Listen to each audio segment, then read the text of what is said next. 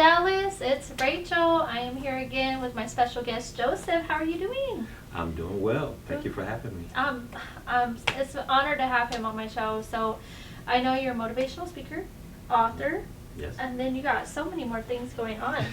So, tell me about you, what you're doing, what you got in the loop right now. Right now, the main thing that I've been working on right now, I've actually started the process of beginning the podcast. Okay. So I'm officially launching that in August of this year. But right now, I'm going through the recording process and Right. just kind of figuring it all out and and locking in guests and everything. So everything is starting off really well. I've been really blessed with a lot of the people who just agreed to be on do your it, show? including yourself. Yes. And so I didn't know how that feedback would be in terms of people showing interest, because I know with the setup of my podcast being about talking about your journey and overcoming adversity and challenges of life, I know that sometimes that can be difficult to discuss on that Yes. platform in front of people to see and everything. But I've gotten a lot of people not only to agree to do it, but they're excited about being on, and they have some very powerful stories to share. So They do.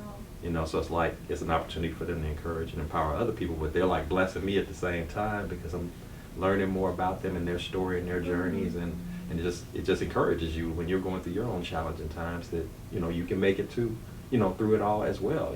So it's going well. So between that and of course I got the book out, and so of course I'll continue to promote that and just getting opportunities to speak in front of people, get on platforms, just kind of again share that message of what it means to overcome adversity. Of course, leaning into trusting God along in the process, including Him in part of everything that you do, because that's really the big, component of it all. Right. If He's involved in whatever relationships and whatever works that you're doing, there's nothing that you can't get through. And I know sometimes it can be challenging, to go through the storms of life. It's not always comfortable, it's not always convenient, but it's necessary for us to go through.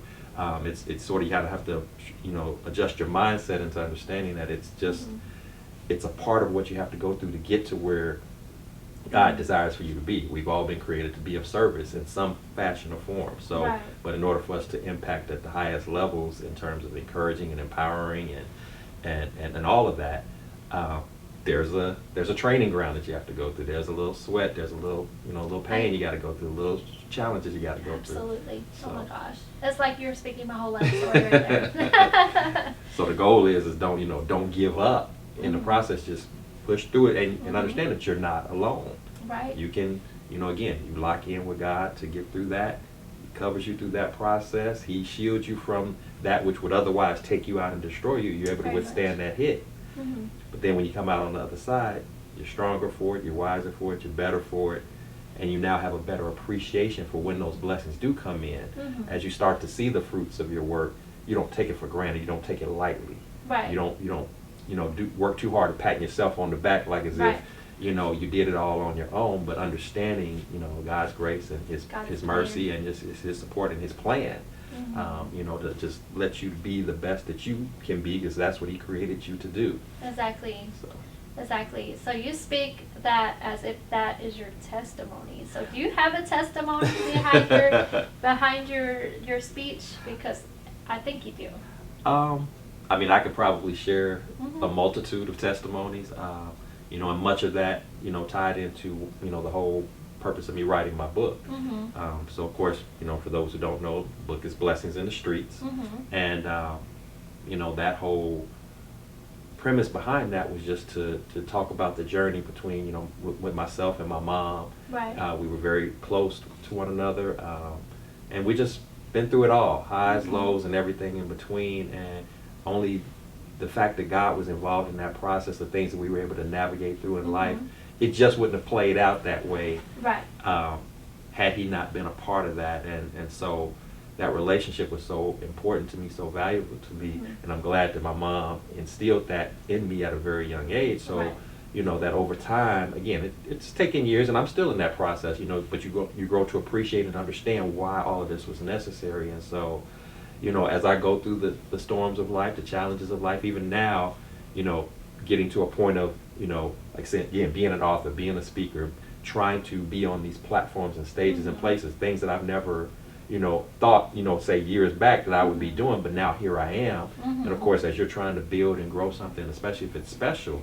in that regard, there's always going to be the naysayers, there's always going to be the attacks, some that you see, some that you don't see.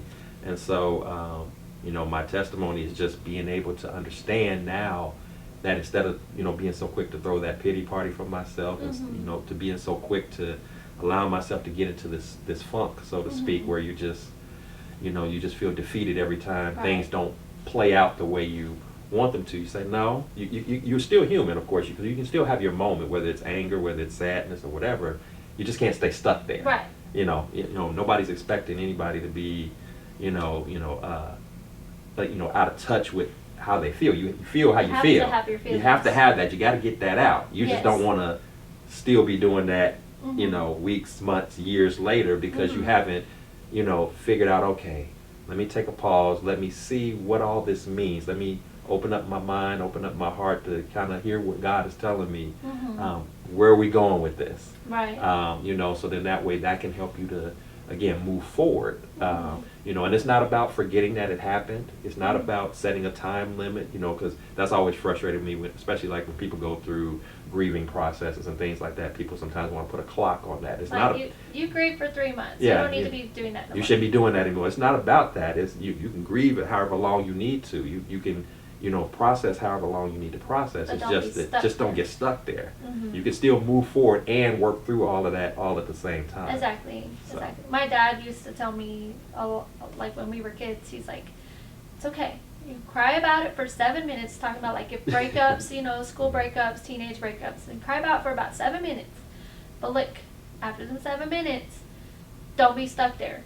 You've got to continue being yourself. You still got to keep moving on. And my dad, I love him very much. He's got some old wisdom. But I mean, for some people, they need more than 7 minutes. But for a teenager, we ain't got much to worry about. It's still with our parents and everything. But I mean, I thank my dad and my parents for being supportive, and we had a hard time too. So your blessings in the streets, it was for our family. We had a really, really rough childhood. Like, we were near homeless. My mother, she always had a roof over our heads, but we were near starving when we were kids. And, I had this really awesome, this is kind of like my testimony, I guess. I had this really awesome stepdad that found us, I think probably like when we were about 5, I was like 5, I think, when I remember seeing him. But he helped us have our actual first Christmas. Okay. And it was like, I had this little treasure box. It was a plastic treasure box with a plastic key, but I cherished that little box. It was from the dollar store. It was like $1, but it was the coolest thing I could ever have. And I start to think about that back when I was younger, start to realize that I really enjoyed that little blessing, even though it was so important to me that I didn't need all the other stuff. Right. I was just happy with that little thing that I had. Yeah. So like, I really appreciate like the fact that you have that book to help people, to let them know that there is, like, even though you're struggling, you still have God in the midst. He's still going to bless you, still going to provide you with whatever you need. Exactly. That's what it's all about. Exactly. And again, anybody who reads the book, it's not a book that I'm quoting a scripture every other line or anything like that. It's a very just practical, true, relatable, just anything. There's various stories in the book that I tell that I'm pretty certain that you're either going to say like, hey, I personally have gone through that, or I know somebody close to me that's gone through that. That was the whole point, because sometimes when you're telling true stories about your life and challenges that you go through, sometimes you can get caught up in going to extremes. So you have the one extreme where I try to paint this perfect picture, like everything was wonderful and sweet and it all fell into place. Well, no, that's not the real deal. And then you have some people who go the opposite end, where they make it so dramatic, so out there, to where it's almost like you're crying for somebody to to just feel sorry and pity for you. Oh, you just lived this horrible life. Nothing ever. You talked about being close to not eating. Like, oh, I didn't eat for a month. And I had to wear one pair of pants, the same ones for 6 months out of the year. Stuff. You kind of go to these crazy extremes, and I didn't want to do that in the telling of that story. I Same. wanted to just be very relatable. People immediately like, oh, and again, give people an opportunity to think deeply about some things. Give people an opportunity to get some laughs in about some things. Of course, there are some stories that I tell that, depending upon what your level of sensitivity is, it might tear you up a little bit. So I tried to hit, all the range of emotions along the way, but the ultimate goal was to, again, connect with people and just let them know, at the end of the day, we're going to all go through storms. Right. It's not a matter of if, it's when. Yes. The thing is what do I do to prepare myself for something that I have no way of knowing when it's going to show up, and I have no way of knowing what level of intensity it's going to come at. Right. How do I prepare for that? And that's where that relationship with God comes into play. That's where understanding that this is a part of the journey of life that you go through, so that you're not just thrown off guard. It's not just a big shock like, I didn't know this was coming.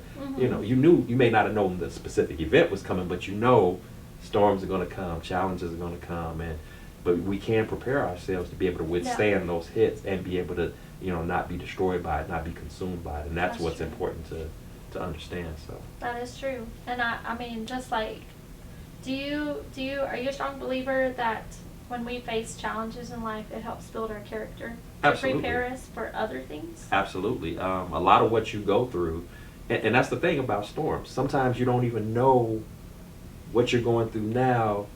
It could be preparing you for something that's, again, a month down the road, years down the road, or what. You just never know. You just have to understand that those challenges, those storms, they can't come your way. First of all, they can't even come to you unless God allows it to come your way. Right. And if you understand that He's the head of your life and He's allowed that experience to come through, even if it's a traumatic or challenging experience, you have to understand that He didn't let it come through to hurt you.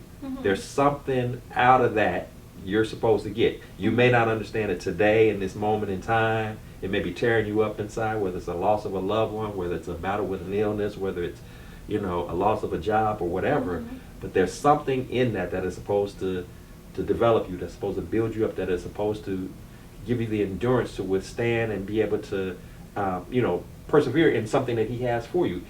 Sometimes it could be nothing more than the fact that you're going to meet somebody who's going to go through the same exact thing, but He had to take you through it because you're going to be the one that encourages them to be able to get through it. So to like give you credibility, like a testimony. like a testimony. In order to give you credibility to have that conversation, you're going to have to go through what you go through. That's deep. So these kind of things just play out the way that they do, and that's the whole concept with Blessings in the Streets. It's about, these unanticipated circumstances, random people that you might come in contact that you never knew would be a blessing. Right.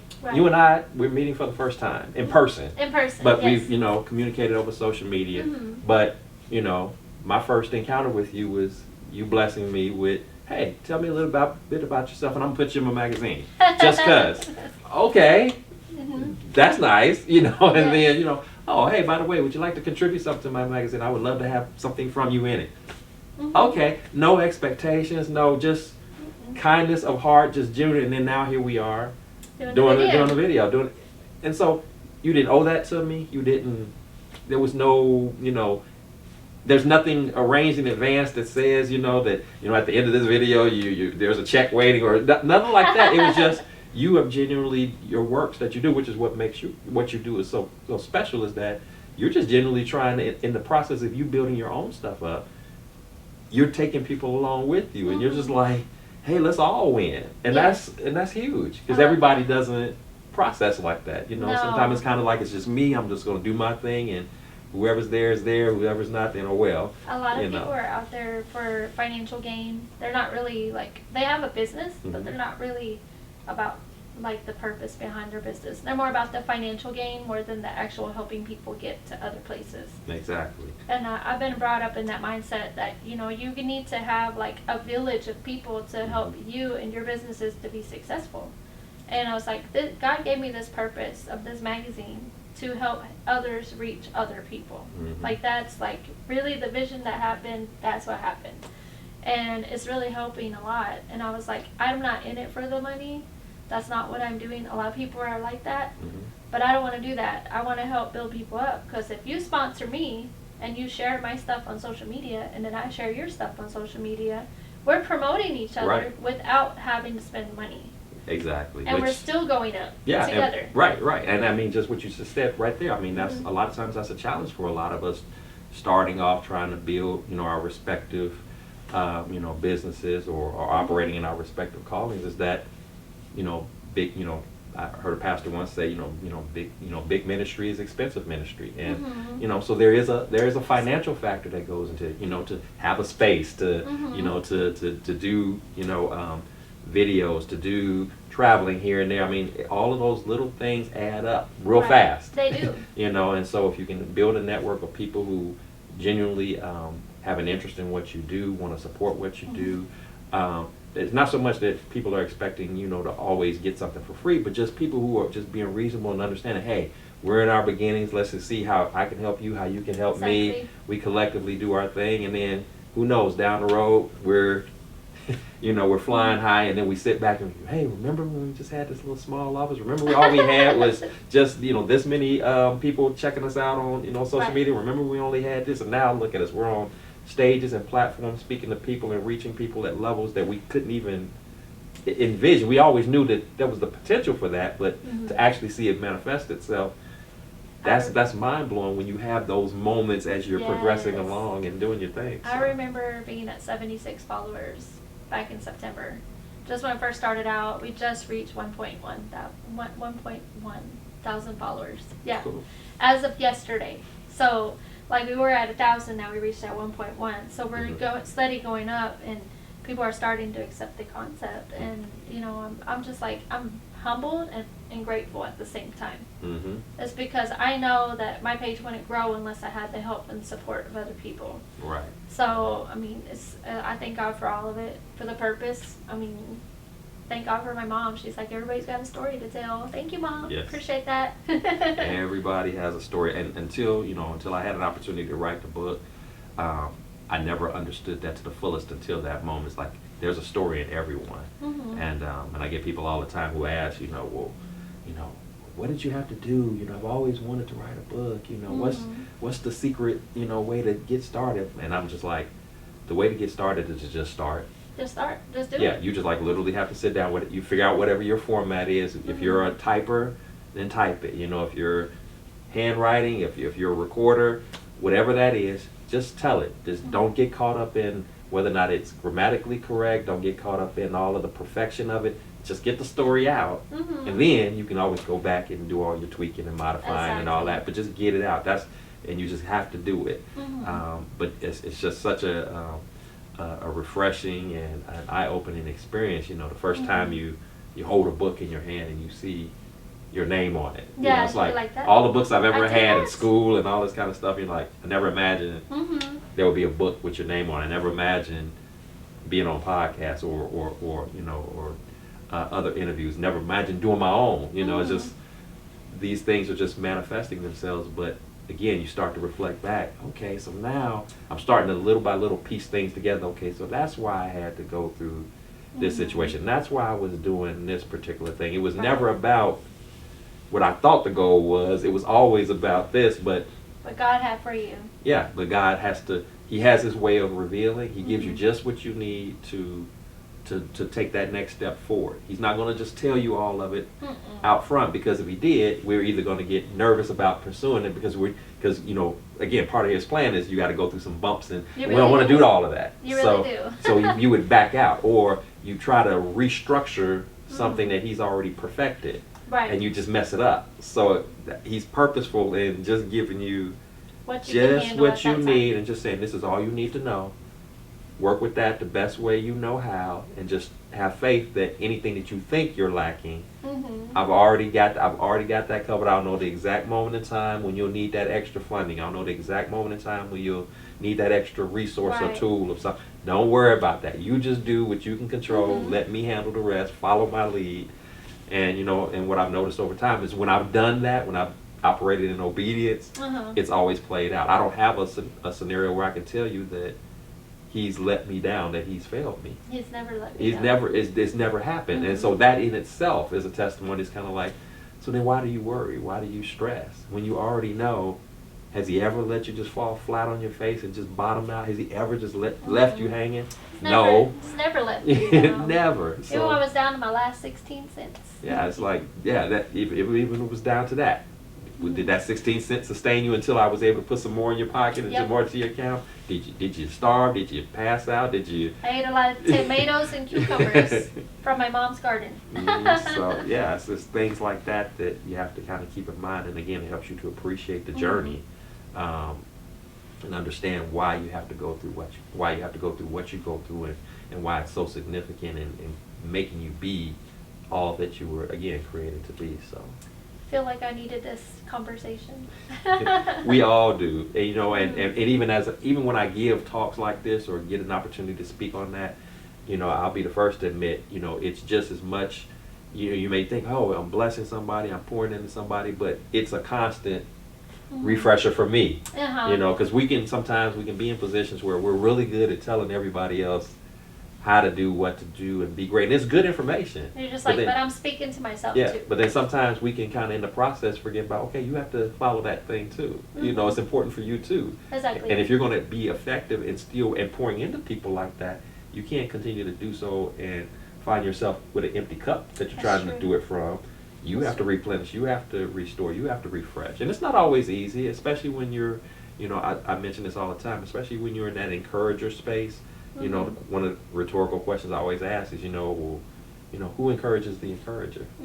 You know, and that can be a lonely place sometimes when you're used to being the one that's always doing for others, and then when it's time for you to get it. I find it from I find it from the Bible. So I always look up some Bible verses on encouragement, and my favorite one is Philippians 4:13, I think. 4:13. I can do all things through Christ who strengthens me, and that's like the best. I actually have it tattooed on my leg, so I constantly look down. Cool. Like, I can't do it. I can't. But it's just like when I started the magazine, I didn't really think too much about how much of the financial stuff. It's just like God just keeps telling me to trust Him. Trust me, trust me, trust me, trust me. It still keeps going on in my brain all the time. Yeah. If I kid you not, I was literally at work the other day and I was like, okay, God, what's next? What's next? And those two words just keep coming through my head all the time. Every time I'm talking to Him, trust me. Trust me. Trust me. Just keep doing it. And that's powerful, what you just said, because a lot of times the what's next is just that. Just trust me.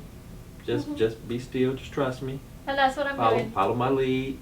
Nothing's changed. Just keep trusting me. Trust me. If you're waiting to try to get something out of me to let me give you a hint about something, I'm not going to do that. Just trust me. Yeah. You just keep doing what you're doing. That's my testimony. That really happens to me on a daily basis because I'm constantly just like, okay, God, what's next? What's next? What's next? I even tell my husband too. It's like, I just keep getting those two words. Trust me. Absolutely. Trust me. Trust me. I even pray about it at church when I went to church on Sunday because I've been trying to struggle on whether I couldn't say struggling, but I'm trying to figure out God's timing on my financial situation. Okay. So I work part-time at a restaurant, and the biggest decision that I have to make is whether to leave the restaurant and do this full-time. And that's the two words that keep coming back to me is trust me, and trust me. And that's it. And I'm just like, but when do I do it? And I figure He's going to tell me when. And that's, interesting enough, that's the very same, I won't say predicament, but same space that I'm in right now. I still work a day job. Been on the job for close to 23 years. And so when you're on a job like that and you're accustomed to everything, benefits, paycheck falls every 2 weeks, in the account on Saturdays like clockwork. You already know, even if there are things about it that you don't like, at least I know what I got. Right. But then there's this other thing over here, and this other thing is what you're called to do. Right. And so you already know, as a believer, you already understand that my calling should supersede my career. But the calling is a little less, unpredictable from the standpoint of, I don't know, like from a what from a human perspective is like. Right. I don't know how much this pays every 2 weeks. I don't know what the benefit package looks like. I don't know if the people who, even if I have the most wonderful, greatest idea in the world, how many people are going to be drawn to it, Right. And it's so, so I'm checking my like counts and all of that, even though that really doesn't matter in the big scheme of things, but still I'm trying to figure it all out. I'm trying to find just that right time to make that move, and again, you're wanting God to tell you, and again, he's going to have certain subtle ways of letting you know that it's the time to move, but he's not going to give it to you the way you want to hear it. You want him to say, I've already got it lined up that you're going to make this much money. It's already set. And the truth is it is already set. I'm just not letting you know what that set looks like. I'm asking you to do what you just said. Trust me. So whenever you're ready to trust me, whenever you're ready to make that move, it's waiting for you. Yeah, y'all keep praying for me. Y'all keep praying for me. Me too, for that fact, because that is a hard, and especially when, of course, when you also have other people to take into consideration. When you and I both have spouses, you have kids, you have other responsibilities. So it's if you were just by yourself on your own, it might be a little easy to just take the risk because you feel like, oh, it's just me. If it doesn't work, I only have to worry about me. But when you have others to take into consideration, now it's like, okay, are we going to be able to are we going to be able to make it? Are we going to be able to do it? But then we go back to what I said earlier. Yeah. When has he not done it for you? Right, exactly. So then it's like, you almost feel silly, like, well, what's the problem then? Well, it's just, so you're kind of going through that process. He's preaching to me right now. And I'm preaching to myself, really. But it's the same thing. You're just kind of going through that motion of trying to figure out, what do I do? When do I do it? When is that right time? And God, in all honesty, he does he does ultimately give you that knowing of it's time. He won't necessarily say the words to you, it's time. You'll just know. You'll feel it. You'll feel it. Something will happen. It could be an encounter. Something will go down that you'll know.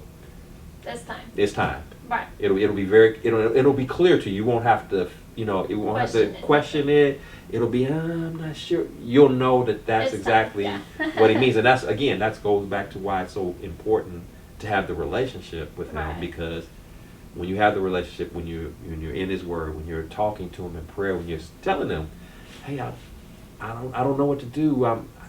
Give me a sign. Give me something. Something. Make it plain. However you do it, make it plain to me that this is the move. And it's now. It's gonna happen. I'm gonna know. It could be a random object, something that just pops up, that it'll just connect with you, and you'll know instantly. Okay, I got it. It's time. So. Well, thank you for that enlightenment. I really needed that. I mean, that was powerful, everything that you just told me. So that also confirms a lot of stuff that has been happening the past couple weeks. So, thank God. Thank you. I know you meant that for me. Okay, so I do appreciate you coming out here and taking time to talk about everything you got going on. Which, I have really enjoyed this interview, talking to Joseph. He's just like a pleasure to speak with.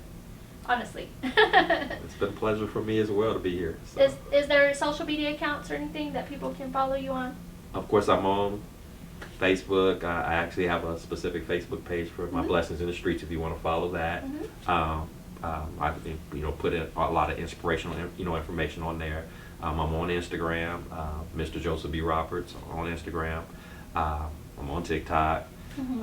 As well, and of course, if you want to go to my website at josephbroberts.com, that's where you can find out a lot of information about me, not only about the book, but services that I offer, testimonies that I have, things of that nature. So if there's something that I do that connects with you personally, an organization that you're affiliated with, anything of that that I can be of service to you, I would love to connect and have that opportunity to do that. So absolutely. Well, again, thank you for your time. It's been a pleasure. Thank you. Y'all please go like, subscribe, show some love, comments. Whatever you can do to reciprocate the love, please do so. And thank you all for watching.